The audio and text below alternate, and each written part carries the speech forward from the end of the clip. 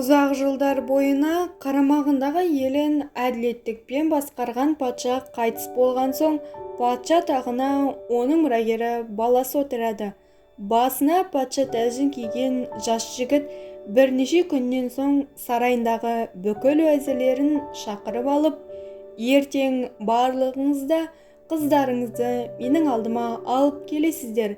Мен алдыма келген қыздарға ойымда жүрген 3 сұрағымды қоямын.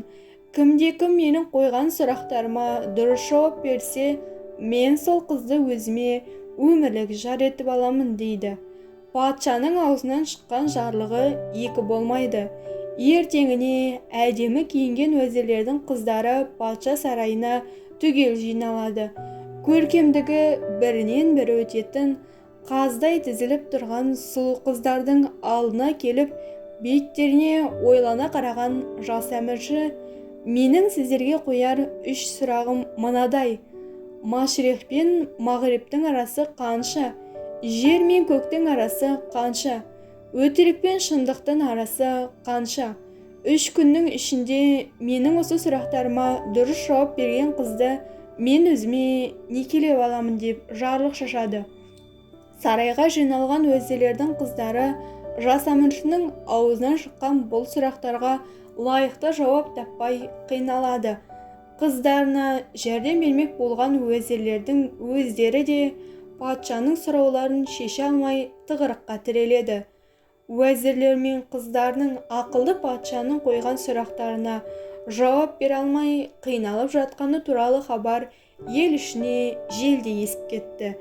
Бұл хабар сол жақын маңайда қой бағатын шопанның қызының құлағына тигенде, ойпырмай, көп жылдардан бері сарайдағы патшаның ақылшысы болып жүрген уәзірлердің мынау оп-оңай сұрақтардың жауабын білмегені қалай?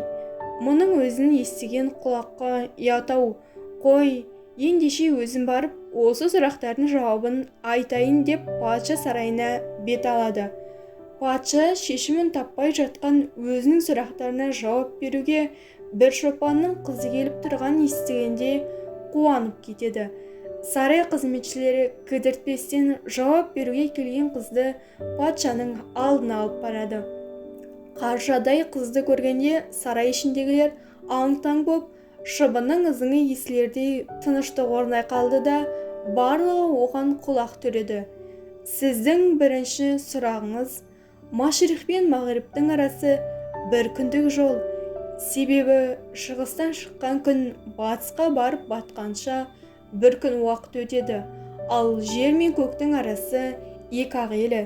Егер жоғары қарасаң көкті, ал төмен қарасаң жерді көресің. Көзіңнің алдыңа 2 саусағыңды қойсаң, ештеңені де көрмейсің. Ал үшінші сұрағыңыз: өтірік пен шынның арасы 4 ақ елі. Себебі кез келген нәрсені көзбен көрген шындық, ал құлақпен естіген өтірік. Басымыздағы көзбен құлақтың арасы 4 елі, деп іркілместен жауап береді. Шопан қызының берген жауаптарына шын көңілден риза болған патша баласы сөзінде тұрып, осы қызға үйленіп 30 күн ойынын, 40 күн тойын өткізеді. Арада шамалы уақыт өткенде патша өзінің уәзірлерін тағы да сарайына жинап алады. Жиналған уәзірлер патшамыз не айтар екен деп көңілдері күпті болып тұрады. Тақта отырған патша уәзірлеріне барлай қарап: мен ертең қасымдағы нөкерлерімен саятқа кетемін. Аңда неше күн жүретінім белгісіз. Сіздерді сарайыма жинап отырған себебім, менің көптен бері көкейімде жүрген бір сұрағыма сіздер жауап берулеріңіз керек. Егер дұрыс жауап бере алмасаңыздар, барлығыңызды жұмыстан босатамын да ауыр жазаға тартамын. Өтірік пен шындықтың арасында бір мық, яғни шеге бар. Сол мықтың не екенін шешулеріңіз керек дейді. Патшаның бұйрығына бағынбасқа лаж жоқ. Уәзірлер тобы жынынан айырылған бақсыдай аңырайып қалады. Үйіне келгеннен кейін патша әйеліне қарап: мен бүгін өзімнің уәзірлеріме тағы бір сұрақ бердім. олар мен аңнан қайтып оралғанымша менің сол сұрағымның дұрыс жауабын тауып қоюы керек. Уәзірлерім бұл сұрағымның жауабын таппай жаны қысылғасын, сенен келіп жәрдем сұрауы мүмкін. Сен олардың ешқандай өтінішіне құлақ аспа. Есіңде болсын, сен оларға рақымың кеп, сұрақтың дұрыс жауабын айтып қойсаң, онда осы сарайдан өзіңе керегіңді аласың да, бұл жерден қараңды батырасың деп шегелеп тапсырады. Ертеңіне астына желмен жарысқан жүйрік ат мініп, ұшқыр тазы ерткен патша тобы аңға аттанады. Патша тобы аңға аттанған бойдан уәзірлері басын тауға да, тасқа да ұрып, жаңағы сұрақтың жауабын іздей бастайды. Күндіз күлкіні, түнде ұйқыны қойған уәзірлердің ішкен асы бойларына тарамайды. Айдың күні аманында дұрыс жауап табудан күдер үзіп, жазықсыз жазаға тартыламыз-ау деген ойдан уәзірлердің ішкені ірің, жегені желім болады. Көзді ашып жұмғанша патшаның аңнан келетін уақыты да болып қалады. Жаны мұрнының ұшына келген уәзірлер тайлы тұяғы қалмай патшаның әйеліне келіп өлердегі сөздерін айтып жалынады. Енді патшаның әйелі екі оттың ортасында қалады.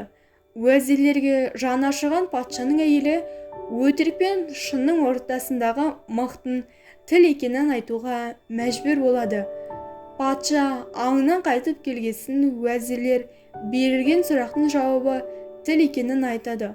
Соңғыла патша бұл сұрақтың жауабын уәзірлердің өзі таппағанын іші сезеді де, сендердің бұл сұрақтың жауабын өздерің таба алмайтындарың маған 5 саусақтай белгілі. Бұл сұрақтың дұрыс жауабын кім айтқанын айтыңдар.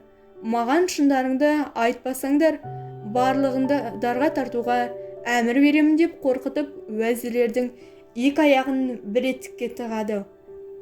Қорыққаннан жігерлері құм болған уәзірлер патшаға шындарын айтуға мәжбүр болады.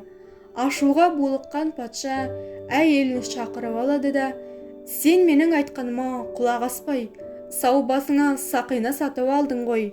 Енді патшаның екі сөйлегені өлгені. Сен осы сарайдан өзіңе керегіңді ал да, қараңды батыр дейді түсін суытып. Салы суға кеткен ақылды әйел үйіне келіп түрлі тағамдар дайындап, шараптың нишатасын дайындап алғасын күйеуіне келіп, ал, патшам, сізден менің соңғы өтінішім, екеуміз дастархан басында бірге отырып тамақтанайықшы деп майлы шектей айналдырады. Сүйікті әйелінің соңғы өтінішін жерге тастай алмаған патша оның айтқанына көне кетеді. Дастархан басындағы түрлі тағамдардан дәм татқан патша әйелінің өз қолымен ұсынған шарабынан да бас тартпайды. Ішкен шарабы шамадан тыс көбейіп кеткесін патша мас боп қалады. Қолайлы сәтті құр жібермейтін ақылды әйел сарай қызметкерлеріне әмір беріп ат арба алдыртады.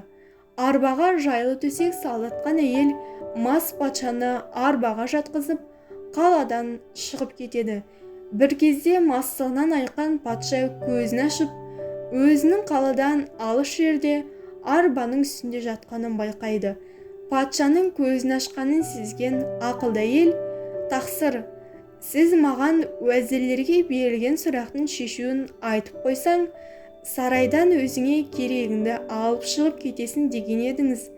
Мен сіздің сол сөзіңіз бойынша сарайдан өзіме керегін ғана алып, қаладан шығып кеттім дейді.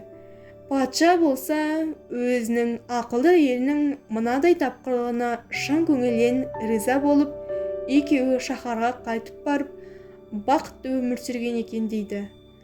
Қазақ тіліндегі арнаның дамуына өз үлесіңізді қосып, каналға тіркеле кетіңіз.